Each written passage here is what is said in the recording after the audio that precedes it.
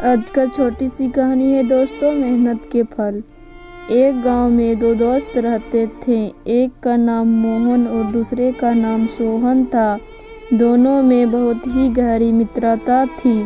मोहन बहुत ही धार्मिक व्यक्ति था। वह हमेशा भगवान की भक्ति में लीन रहता था, जबकि सोहन बहुत ज़्यादा मेहनती था। एक बार दोनों ने 1 बीघा जमीन लेकर उसमें से फसल उगाने के बारे में सोचा, जिसके बाद वह एक अच्छा सा घर बनाना चाहते थे।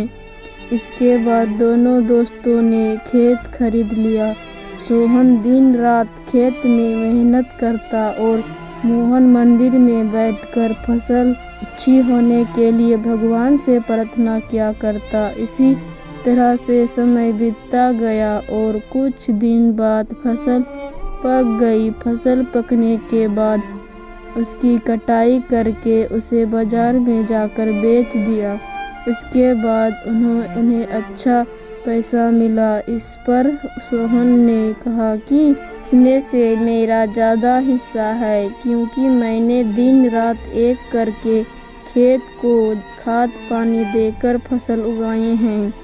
लेकिन यह बात सुनकर मोहन गुस्सा हो जाता है और कहने लगता है कि धन का ज़्यादा हिस्सा मुझे मिलना चाहिए, क्योंकि मैंने अपने खेत में अच्छी फसल होने के लिए भगवान से प्रार्थना की है, और जब तक भगवान की मर्जी ना हो तब तक कोई भी कुछ नहीं कर सकता है।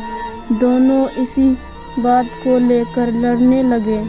अब यह बात गांव के मुखिया तक पहुंच गई। गांव के मुखिया ने सारी बात सुनने के बाद एक फैसला किया। मुखिया ने दोनों दोस्तों को चावलों की एक बोरी दी, जिसमें चावल के बीच छोटे छोटे कंकड़ मिले हुए थे। मुखिया ने कहा, इस चावलों की बोरी को घर ले जाओ और इसमें से सुबह तक चावल और कंकड़ अलग अलग करके लेकर आओ।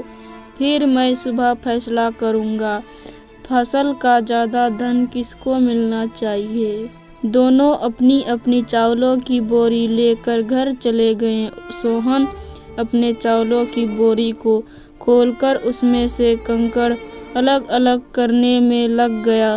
मोहन अपनी चावलों की बोरी को लेकर मंदिर में चला गया और भगवान से चावलों से कंकड़ को अलग करने के लिए प्रार्थना करने लगा। बोले, हे भगवान, मेरे चावलों से कंकड़ अलग कर दो। दोनों अगली सुबह मुखिया के पास पहुँचे।